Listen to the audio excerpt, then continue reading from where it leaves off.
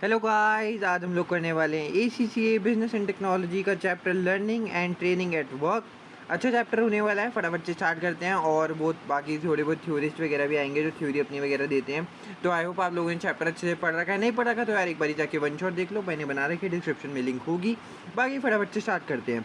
Question number 251, trainee accountant has been given a mentor at his or her firm. किसी की firm थी तो उसमें अकाउंटेंट है, जैसे कि मान लो आप लोग ECG कर रहे हो, भी आगे जाके आप लोग PER वगैरह करने के लिए कहीं ट्रेनी बनोगे, ठीक है। तो उसके लिए क्या करा, जो भी कंपनी वाले लोग थे उन्होंने ना आपके ऊपर एक मेंटर रखा दिया, वो सब बताएगा कि क्या क्या काम आपको कर लेने चाहिए। जो मेंटर है वो हमेशा अवेलेबल रहेगा उस स्टूडेंट के लिए, अगर उसको कोई भी क्वेश्चन हो या फिर कोई इन्फॉर्मेशन फर्दर उसको चाहिए हो about anything to do with their job, जो भी उसको काम वाम मिला है तो उसके लिए कुछ भी चाहिए हो तो उसके लिए एक मेंटोर बिठा दिया है कि भैया एक काम करो, मेंटोर है, इससे आप लोग जो है वो सारी चीज़ें बात कर लो। अब देखो ये किस चीज़ का एग्जांपल होना चाहिए, dash learning for the training accountant. ये जो भी लर्निंग कर रहे हैं हम, वो किस हिसाब से जो होगा वो किसका एग्जांपल लाना चाहिए। देखो इंसिडेंटल, इंसिडेंटल तो बिल्कुल भी नहीं हो सकता कि यार अपने आप से ही बन गया, हमने फॉर्म जो है वो पूरा करा है कि उसको जो है वो कि ट्रेनिंग वगैरह करो, मेंटोर दो इसको। इसके बाद देखो इनफॉर्मल इसलिए नहीं हो सकता क्योंकि यहाँ पे लिखा है कि देखो जब भी कोई, जैसे हम लोग मान लो आप लोग ट्रेनिंग कर रहे हो, ठीक है, तो आपको जब भी क्वेश्चन आए तो आप जाके मेंटोर से बात कर सकते हो कि यार ये मेरे को दिक्कत आ रही है, मेरे को बता दो। यहाँ पे कोई स्ट्रक्चर्ड वे नहीं है आपको कि हाँ भाई ये आपके पास जो है पूरा दिन इसके आपके पास बैठा रहेगा और आपकी सारी क्वेरी सॉल्व करता रहेगा, या फिर आपको बताता रहेगा ये कर ये कर ये कर। ये होता है फॉर्मल कि आपको सब कुछ बता के रखा हुआ है कि यार ये सब करना है, पूरे शेड्यूल वगैरह रेडी है कि आपको आज के दिन में इतनी चीज़ निपटानी है, आज के दिन में इतनी चीज़ करनी है, आज ये करेंगे ये करेंगे, ये सब होता है फॉर्मल के अंदर। तो फॉर्मल भी नहीं होगा, इंसिडेंटल भी नहीं होगा। इनफॉर्मल, यस इनफॉर्मल है, क्योंकि देखो इनफॉर्मल के अंदर एक तो बात आपकी याद आती है कि भैया स्ट्रक्चर ट्रेनिंग आपकी जो है वो नहीं है। बाकी आपको ये है कि आपको कभी भी कुछ भी क्वेश्चन हो, क्वेरीज हो तो आप जाके पूछ सकते हो। ये सब जो होता है वो इनफॉर्मल के अंदर आ जाता है, जिसमें आपको ऑन द जॉब ट्रेनिंग होती है ना। ऑन द जॉब ट्रेनिंग, इसका मतलब क्या होता है कि आपको जब जॉब में गए हो वहाँ पे जाके आपको सीखने को मिल रहा है कि यार ये काम ऐसे ऐसे होता है। बाकी आपको एक मेंटोर प्रोवाइड कर दिया गया है कि यार कोई भी दिक्कत आए तो यार इसके पास जाके पूछ लेना, ठीक है। तो इनफॉर्मल लर्निंग बड़ी बेस्ट हो जाएगा। सेल्फ मैनेज का मतलब होता है, मान के चलो आपको कह दिया भैया यार देखो हम लोगों ने ये काम करना है, यूट्यूब उठाओ, ये सब चीज़ें करो। आप लोग इनकम टैक्स की लाइन में गए, आप GST की लाइन में गए, ठीक है। उन्होंने कहा इनकम टैक्स रिटर्न भरना है आपको, GST भरना है, जैसे इंडिया में GST होता है। बाकी ठीक है, बाकी ये सब टैक्स वैक्स कुछ भी रिलेटेड गए तो वो कहें भाई यूट्यूब पे जाओ, वीडियोस वगैरह देखो, अपने हिसाब से सीखो समझो और हमारे को जो है वो सब कुछ करके दो, ठीक है। ये सब हो गया सेल्फ मैनेज। तो यहाँ पे इनफॉर्मल जो है वो बेस्ट ऑप्शन रहेगा। आगे चलते हैं फटाफट से। 252, learning can be defined as the process of acquiring knowledge through experience which leads to a change. Learning को ये पूरी डेफिनेशन जो है वो आप लोगों को दे रखी है। तो इसके बाद आता है ये जो हमारा सॉरी एक सेकेंड, बिहेवियर, ये यस। तो लर्निंग को ऐसे डिफाइन करते हैं कि प्रोसेस ऑफ एक्वायरिंग नॉलेज, जो भी हम नॉलेज वगैरह को एक्वायर करते हैं हमारे पास आती है, जो कि एक्सपीरियंस के साथ साथ आती रहती है। और ये क्या चेंज लाती है हमारे बिहेवियर के अंदर। अब एक पढ़ा लिखा बंदा होगा उसका बिहेवियर काफ़ी अलग दिखेगा, काफ़ी मतलब डिफरेंट दिखेगा, ठीक है। पता चलेगा कि यार एक पढ़े लिखे बंदे के साथ बात करते हैं, इसके पास काफ़ी नॉलेज वगैरह है, ठीक है। और अब आपको यहाँ पे ये बता रहे हैं कि लर्निंग का मतलब क्या होता है कि आप जैसे सीखते कैसे कैसे हो, जैसे जैसे आप सीखते जाओगे वैसे वैसे आपकी नॉलेज बढ़ती रहेगी एक्सपीरियंस के साथ साथ, और इसकी वजह से क्या आएगा आपके बिहेवियर में चेंज आ जाएगा, ओके। तो बिहेवियर इसका बेस्ट ऑप्शन होगा ये, क्योंकि डेफिनेशन में ही है, ओके। इसके बाद 253, which two of the followings are feature of a learning organisation. Learning organisation की क्या फीचर है पहले आपको ये बताना है। Learning from others and past experience, यहाँ पे आपको बताया कि पास्ट एक्सपीरियंस से लर्न कर लो, या फिर कुछ भी अदर एक्सपीरियंस से वगैरह से अगर आप लर्न कर लेते हो तो ये आपका एक्सपीरियंस हो गया। तो हाँ ये तो होता है भाई कि लर्निंग ऑर्गेनाइजेशन में कि आप एक दूसरे से सीखते हो या फिर अपने पुराने एक्सपीरियंस की वजह से सीखते हो। Avoidance of the risk of failure where possible, हाँ नहीं, लर्निंग ऑर्गेनाइजेशन में तो कहते हैं यार आप लर्न करो, सीखो अच्छी तरीके से चीज़ों को, कोई दिक्कत की बात नहीं है। हम ऐसा रिस्क को अवॉइड नहीं कर सकते। मान के चलो एक ट्रेनी को ही अपने अंडर रख लिया, ठीक है, जॉब के अंदर, तो अब यार वो कुछ काम वाम करेगा तो थोड़ी बहुत तो जो है दिक्कतें आ सकती हैं कि मान के चलो उसको कुछ काम दे दिया वो कर नहीं पाया, वेस्टेज हो गई, तो यार थोड़ा बहुत रिस्क तो होता है ना। तो वो बंदा अगर जैसे जैसे एक्सपीरियंस करेगा तभी तभी तो सीखेगा। अब वो काम ही नहीं करेगा तो फिर कैसे हो जाएगा, ठीक है। तो ये वाला तो गलत हो गया। सेकंड ऑप्शन अगर कट गया तो देखो ए ऑप्शन नहीं होगा इसका मतलब, और डी ऑप्शन आपका नहीं होगा, ठीक है। तो बी या फिर सी में से कोई एक हो सकता है। इसके बाद देखो at detail system of controls over employ activities. अब आपने एम्प्लॉय की एक्टिविटीज़ में जो है वो पूरे कंट्रोल्स वगैरह लगा दिए। कंट्रोल का मतलब आप काइंड ऑफ ये कह सकते हो कि जैसे कि अगर वो कुछ भी काम कर रहा है, आपने उसके ऊपर सीसीटीवी कैमरे लगा दिए कि भैया देखते रहें क्या कर रहा है, क्या नहीं कर रहा। अगर किसी बंदे के पास भी ये सब चीज़ें चली जाएँगी ना, कि कंट्रोल्स वगैरह लगा दी, तो वो बंदा लर्न कैसे कर पाएगा? लर्निंग ऑर्गेनाइजेशन का मतलब होता है कि बंदे को आगे बढ़ने दिया जाए, उसकी नॉलेज वगैरह बढ़ाई जाए, उसको थोड़ा एक्सपीरियंस दिया जाए, ठीक है? ये सब चीज़ों की वजह से इंसान सीखता है। ओके, तो यहाँ पे अगर आप उस पे इतने कंट्रोल्स लगा दोगे कि यार ये वो काम कर रहा है, चलो देखते हैं काम कैसे कर रहा है, इस ये कैसे नहीं कर रहा है, ये सब चीज़ें कर रहे हैं। तो ये सब चीज़ें जो हैं वो रिस्क वगैरह से रिलेटेड या कोई सिस्टमैटिक अप्रोच वगैरह ले आते हैं। तो ये सब चीज़ें जो हैं वो होती हैं, ठीक है? तो बाकी ये वाली जो है वो ऑप्शन गलत हो गया। फोर्थ ऑप्शन तो इसका मतलब सही होना है, यानी कि सी ऑप्शन जो हमारा सही हो जाएगा। Generation and transfer of knowledge throughout the organisation, यही सही बात है भाई, कि पूरे ऑर्गेनाइजेशन के अंदर जो भी आपकी नॉलेज वगैरह की जनरेट हो रही है या फिर ट्रांसफ़र हो रही है एक इंसान से दूसरे इंसान में, वही है आपकी लर्निंग ऑर्गेनाइजेशन, ठीक है? तो सी ऑप्शन इसका सही हो जाएगा। इसके बाद 254 कॉल, ये भाई साहब ने एक थ्योरी दी थी लर्निंग प्रोसेस की, तो हम यहाँ पे बताया था कि 4 स्टेजेस होते हैं लर्निंग प्रोसेस के, तो आपको बताना है कौन सा नहीं है। तो सबसे बड़ी बात, आपको ये कॉल का वगैरह का सब कुछ पता होना चाहिए। एक्सपीरियंस था, एक्टिव एक्सपेरिमेंटेशन भी था और ऑब्जर्वेशन रिफ्लेक्शन भी था। डाइवर्जेंट जो है वो नहीं था, ये एक लर्निंग का स्टाइल होता है, लर्निंग का स्टाइल, ठीक है? आपसे पूछा हुआ है लर्निंग का प्रोसेस क्या है, प्रोसेस और स्टाइल दोनों अलग-अलग चीज़ें हैं यहाँ पे। तो डाइवर्जेंट जो है वो एक लर्निंग का स्टाइल है, तो इसलिए जो है वो ये नहीं होगा, बाकी ये सारे जो है वो प्रोसेस ही हैं, ठीक है? इसके बाद आगे चलते हैं 255। According to Honey and Mumford, what style of learning is being adopted by each person. तो आपको पता है हनी एंड मम्फर्ट ने भी काफ़ी स्टाइल दे रखे थे, प्रैग्मेटिस्ट, रिफ्लेक्टर, एक्टिविस्ट, ये सब चीज़ें थी, ठीक है? तो अब देखो, J dislikes reading instruction booklets and prefers a hands on approach on to learning. इसका मतलब क्या हुआ, जैसे कि हम लोगों ने पढ़ रखा है ना कि यार ये बंदा जो है वो मतलब कोई बुक्स पढ़ता था पहले, फिर उसके बाद सारी चीज़ों को इम्प्लीमेंट करता था। कोई बंदा था जो खाली बुक्स नहीं पढ़ने में आ सकता था, वो कहता था भाई मैं सीधा जाके प्रैक्टिकल काम करूँगा, मेरे को ये बुक्स वगैरह जो है वो नहीं पढ़नी, ठीक है? मैं प्रैक्टिकल काम करूँगा, उससे एक्सपीरियंस लूँगा, उसी से मेरी लर्निंग होगी। तो ये वही वाला बंदा है। इसको जो हम कह रहे थे वो थे एक्टिविस्ट, ठीक है? एक्टिविस्ट वैसे बंदे होते हैं कि वो कहते हैं यार नहीं, मेरे को जैसे आप पता है ना, जैसे कुछ भी कोई नया सामान खरीद के लाते हो, मशीनरी वगैरह, उस पे एक यूज़र मैनुअल बना होता है कि इस मशीन को ऐसे-ऐसे यूज़ करना है। तो यार वो लोग पढ़ते ही नहीं, वो कहते हैं चलो ठीक है मशीन आ गई, मैं इसको अपने आप से काम करूँगा, ऐसी-तैसी कराए ये मैनुअल वैनुअल, और मैं अपने आप से काम करूँगा, जो भी दिक्कत आएगी बाद में देखी जाएगी। तो वो होते हैं एक्टिविस्ट।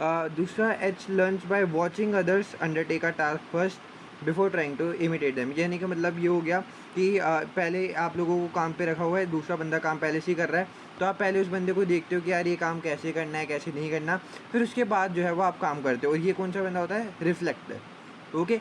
तो यही से चीज़ें जो हैं वो आती हैं इसके अंदर कि जैसे कि मान के चलो एक्टिविस्ट की बात करी, तो ये दूसरों को ये प्रेफर क्या करता है कि जब कुछ काम खुद से करे तभी उस वो जो है वो कुछ सीख सकता है।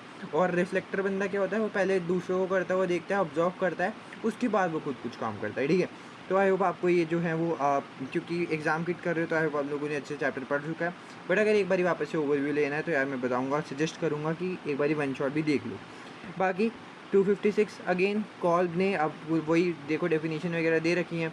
अब आपको बताना है कि उसकी जो भी 4 स्टेजेस थी लर्निंग की, which always begins with concrete experience. अब बताओ, यहाँ पे लिखा हुआ है कि जो भी उसकी कॉल में 4 स्टेजेस दी थी वो हमेशा कॉन्क्रीट एक्सपीरियंस से करी। देखो कभी भी एमसीक्यूज आए ना तो ऐसे ऑलवेज, मस्ट, ये सब वर्ड्स पे ध्यान दिया करो, क्योंकि ये वाले वर्ड जो है ना वो हमेशा एमसीक्यू में दिक्कत दे देते हैं।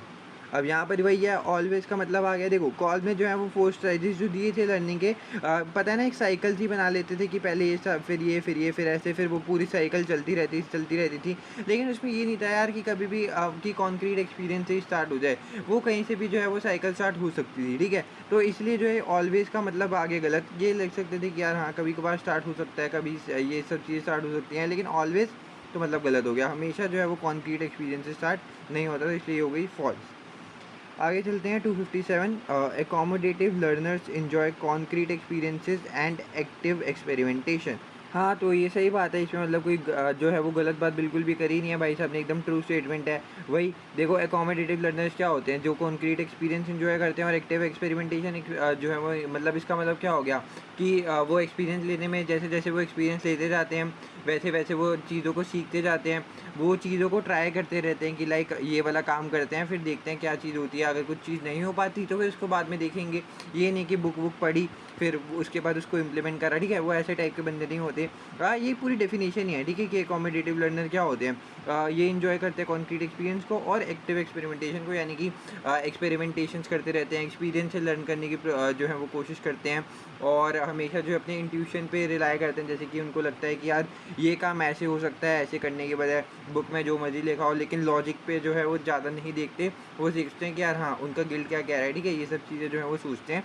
तो एकोमोडेटिव लर्नर्स वही होते हैं। ओके, ये जो है वो पूरा हम लोग चैप्टर में अच्छे से पढ़ चुके थे और यही वो पूरी डेफिनेशन है, ठीक है। तो आपको पूरी डेफिनेशन थोप दी है, आपको ट्रू और फॉल्स बताना है, ठीक है, तो इसको ट्रू ही रखा जाएगा। आगे चलते हैं।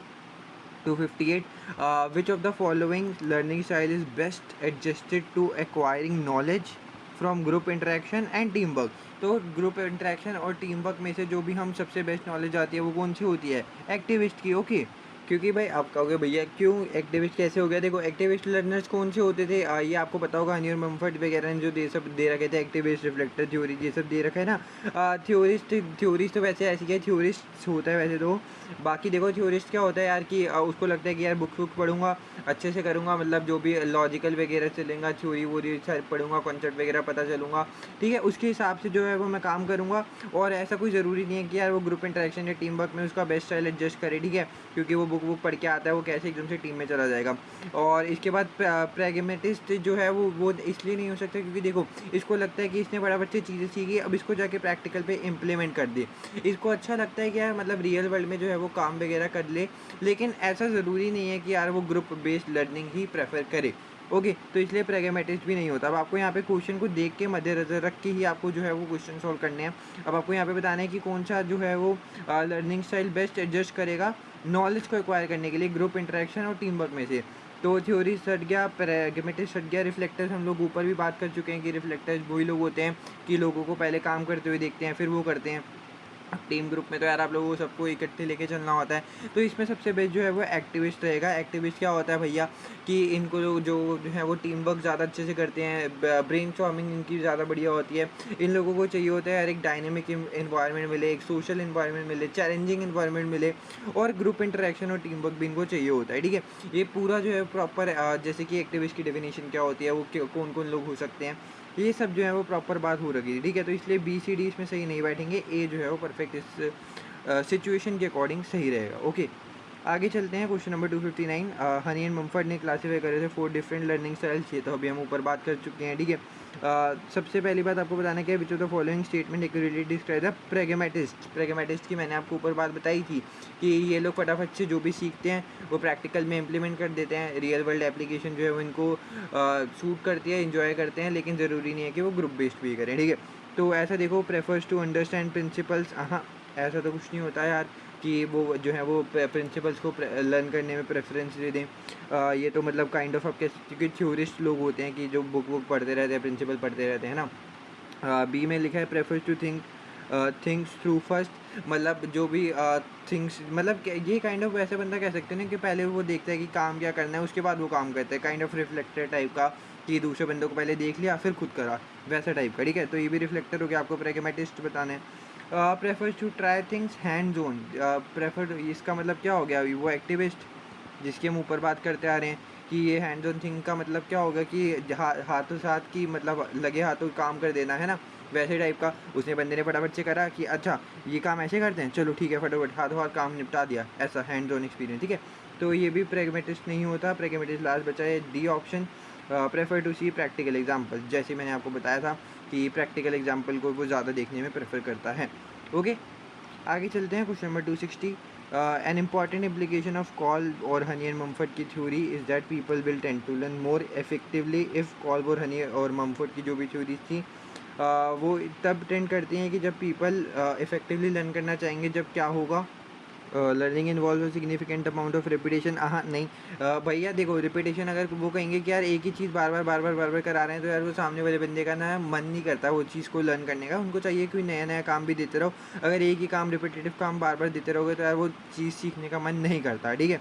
तो ये तो गलत हो गया। लर्निंग इज़ गियर to their preferred learning style, yes, ये वाला ऑप्शन मेरे को अभी तक सही लग रहा है, क्योंकि देखो कॉल के अकॉर्डिंग क्या था कि उसने ये बताया था ना कि उनको पता है कि लोगों को कैसा सीखना पसंद करता है। मान के चलो कोई बंदा है, उसको चाहिए कि यार उसको एक मेंटोर चाहिए कि उसको कुछ भी दिक्कत परेशानी है वो उससे जाके बात कर ले। दूसरा बंदा है, वो अकेला बंदा जो है वो सेल्फ मैनेज करना जानता है, उसको लगता है कि यार मैं अकेले खुद संभाल लूँगा, मेरे को किसी की भी ज़रूरत नहीं है, मैं खुद से ज़्यादा अच्छे से काम कर सकता हूँ। अगर कोई बंदा आ गया, सुपरवाइज़र आ गया, तो यार वो दिक्कत देगा, है ना? तो अलग अलग बंदे होते हैं, अलग अलग प्रेफर स्टाइल होते हैं उनके लर्निंग के, तो उसी के हिसाब से जो है उनको सिखा देना चाहिए, ठीक है?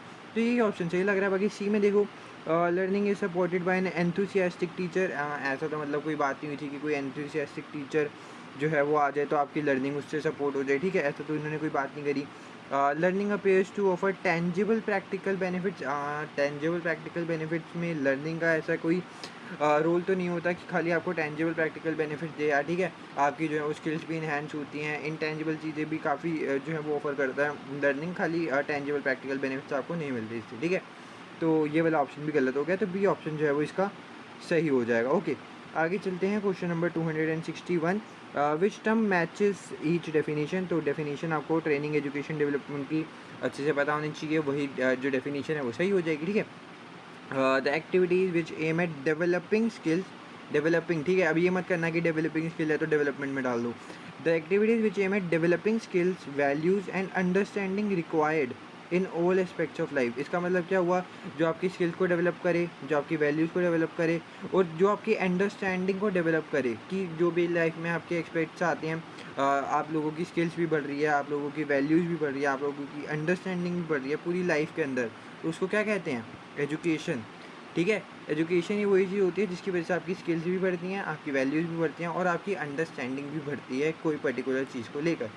इसके बाद द ग्रोथ और रियलाइजेशन। देखो, ग्रोथ का मतलब आ गया, ठीक है? ग्रोथ कभी भी ट्रेनिंग में तो होगी नहीं, ठीक है? तो ट्रेनिंग ऑप्शन तो पहले ही से कट गया, क्योंकि ग्रोथ जो है ट्रेनिंग करते वक्त हम लोग कुछ सीख रहे होते हैं, ठीक है? तो ग्रोथ उसमें कैसे ही करोगे?